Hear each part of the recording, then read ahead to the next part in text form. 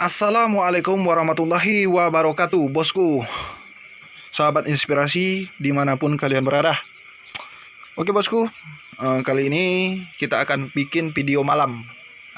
Jadi untuk merubah bosku, supaya kita tidak bosan, gitu aja. Jadi apa salahnya kita membuat sesekali video di malam hari, bosku.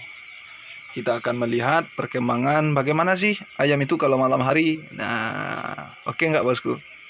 Kemudian di video ini saya akan menjawab pertanyaan dari teman, dan saya akan sedikit mencoba membantu. Dan jika teman-teman juga ingin membantu atau punya pengalaman yang sama dan telah mendapatkan solusi dari masalah ini, teman-teman bisa bantu dia di komentar.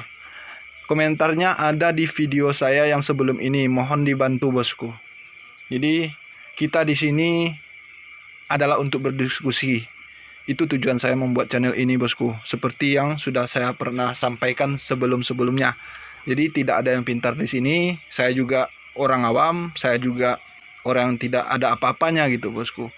Saya di sini hanya menjembatani jalur untuk kita berdiskusi, untuk kita lebih baik dan lebih maju bosku. Jika ada masalah kita diskusikan di sini. Oke nggak bosku?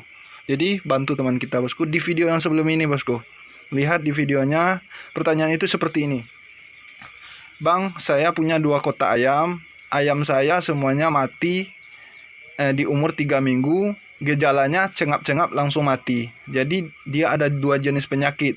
Yang pertama itu ayamnya kurus kering lalu mati. Yang kemudian ayamnya pertumbuhannya bagus terus mati juga. Nah, nanti akan saya jawab bosku. Nah, kali ini kita akan lihat. Ini adalah telur yang akan kita masukkan nanti. Tuh bosku.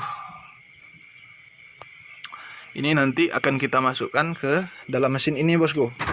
Nah, untuk menghidupkan mesin itu saya sudah sampaikan kemarin, jangan langsung dimasukkan telurnya ya. Ketika menghidupkan mesin jangan langsung memasukkan telur. Usahakan sebelum memasukkan telur, mesinnya sudah hidup minimal 12 jam sebelum memasukkan telur.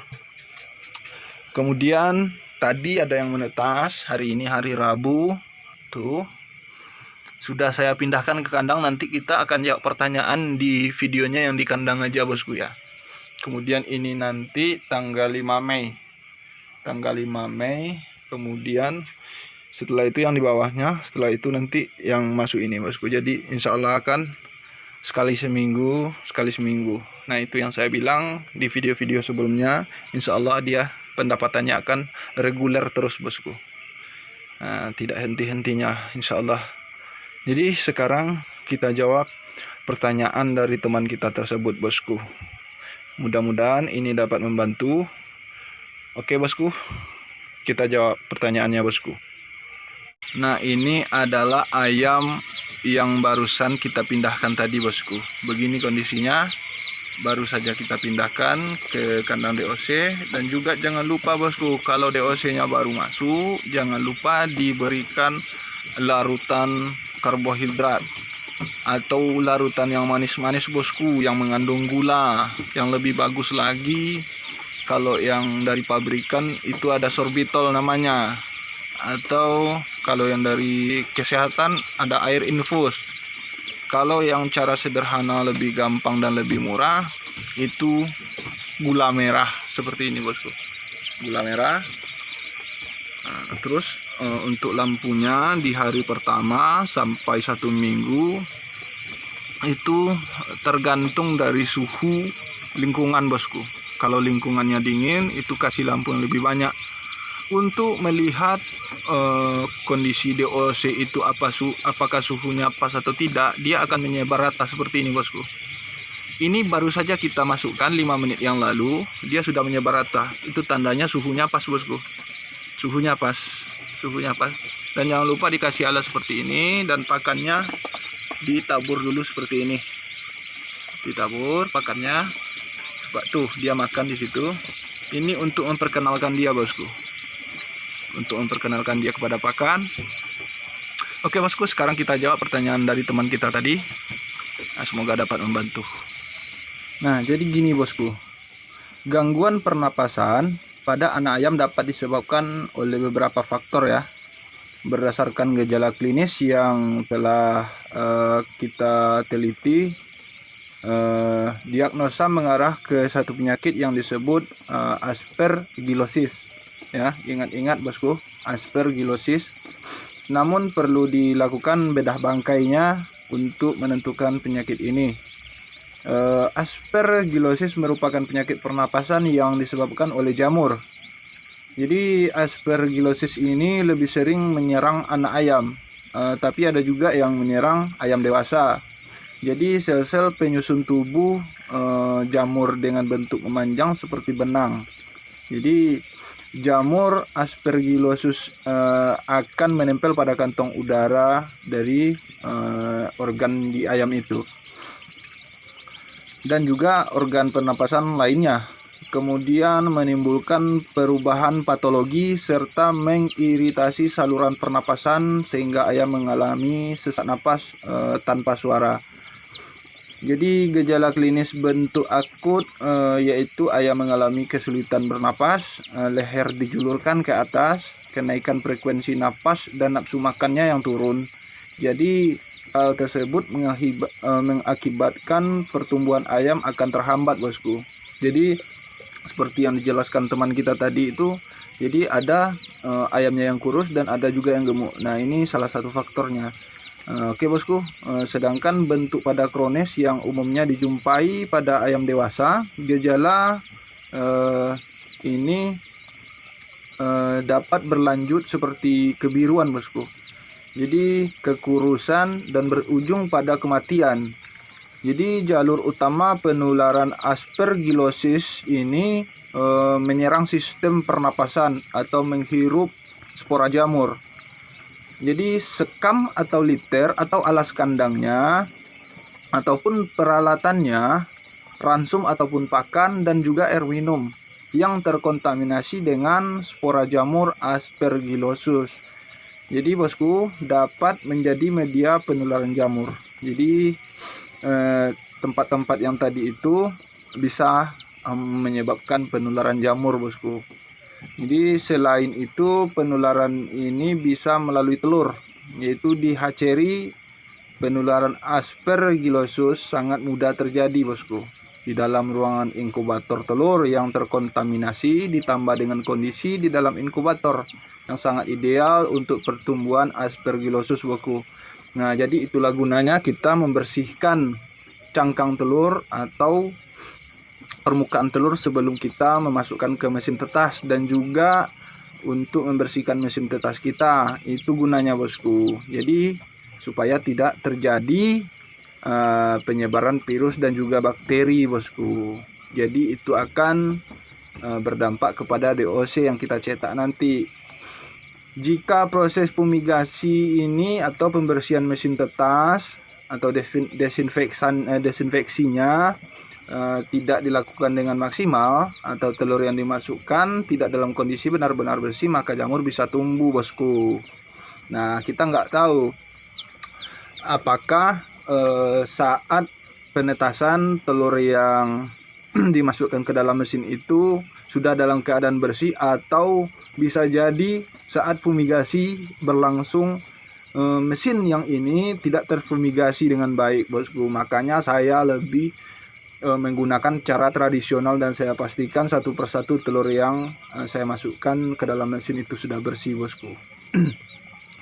Jadi cara untuk menangani masalah ini, bosku, yang pertama, lakukan pemindahan terhadap ayam yang sudah terkena atau dalam kondisi parah. Jadi dikarantina lah istilahnya gitu, bosku, ditaruh di tempat lain, karena bakteri itu juga menyebar melewati tempat pakan dan tempat minum juga, bosku. Nah gitu, bosku, beda dengan virus. Kalau virus dia akan menyebar lewat udara, jadi kalau bakteri dia akan menyebar lewat media-media, bosku.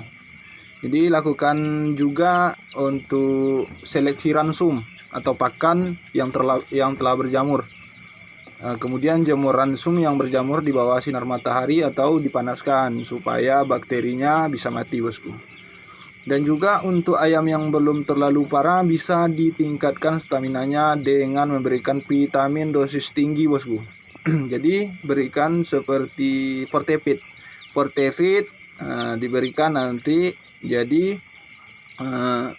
dengan biasanya dosis 1:1, sekarang kita berikan 1:5 untuk meningkatkan daya tahan tubuh dan juga untuk mengejar bobotnya kembali bosku. Jadi untuk membantu meringankan aspergillosis ini bisa diberikan anti jamur juga bosku. Jadi seperti cupri sulfat 1 gram per 5 liter air minum selama 3 hari berturut-turut bosku. Insya Allah bosku. Jadi tidak ada yang namanya pasti ya bosku ya. Yang bosku sesuatu yang kita kerjakan itu hanyalah sekedar usaha, namun hasilnya ditentukan oleh Yang Maha Kuasa gitu bosku. Jadi bosku nanti bisa bedah ayamnya, nanti dilihat organ-organnya, dan juga jangan lupa dilakukan langkah di atas tadi. Oke bosku. Jadi ketika terserang penyakit jamur, sistem kekebalan tubuh ayam akan menurun bosku. Jadi akibat berkurangnya produksi antibodi, kondisi ini dapat memperparah kondisi yang lain seperti stres, memudahkan memunculnya penyakit lain bosku. Oleh karena itu bosku, sangat diutamakan untuk melakukan pencegahan sebelum penyakit jamur menyerang ayam kita bosku. Prinsip utama pencegahan aspergillosis ini, maksimalkan aspek sanitasi sejak pembibitan sampai pemeliharaan ayam di peternakan bosku. Jadi ini ditekankan kepada hatchery ya bosku ya, atau di penetasan. Jadi dari penetasan memang sudah kita lakukan hal-hal tersebut. Jadi sanitasi kandang meliputi pembersihan, pencucian dan penyemprotan kandang dengan Formades, Antisep atau Sporades bosku. Jadi rutin bersihkan tempat pakan dan tempat minum. Setelah disikat dan dicuci, tempat pakan dan tempat minum direndam dalam Medisep. Nah gitu bosku ya. Oke bosku, nanti kalau kurang paham karena saya terlalu cepat menjelaskan, boleh diulang-ulangi bosku, atau di download aja videonya, nanti ulang-ulangi lagi nontonnya biar nggak makan kuota bosku. Kemudian juga membatasi tamu bosku. Jadi kunjungan-kunjungan dari peternak-peternak lain ke kandang kita itu dibatasi bosku. Kalaupun ada pengunjung, nanti disemprot juga mereka dengan menggunakan desinfektan atau dengan juga menggunakan masker. Karena boleh jadi peternakan mereka yang terserang virus dan akhirnya berpindah kepada ayam kita. Jadi bukannya saya nggak mau ngajak orang ke farm saya. Nah itu alasan sebenarnya bosku. Bagi teman-teman yang pernah beternak broiler, itu pasti sudah paham dengan hal ini. Jadi tamu tidak sembarangan boleh masuk. Bahkan baju karyawannya hanya itu saja bosku modelnya. Kalau warna merah ya udah warna merah saja. Nah, jadi siapapun yang sudah beternak broiler pasti akan paham dengan apa yang saya jelaskan ini. Mengapa kalau ada orang yang datang ke sini ingin bertamu sekedar sharing-sharing, saya tidak melayani bukan berarti saya sombong gitu bosku. Jadi ada batasan-batasan kita bosku. Nah gitu bosku. Jadi itu untuk memperkecil risiko. Jadi kemudian juga bosku, simpan juga pakannya di tempat yang kering, karena lingkungan yang lembab akan menyebabkan tumbuhnya jamur di dalam ransum itu bosku. Karung ransum atau pakan jangan sampai menempel di dinding ruangan penyimpanan. Jadi itu akan membuat fish in fish out pada ransum bosku. Kemudian juga pemeriksaan terhadap laboratorium, kemungkinan ada yang pencemaran jamur pada pakan.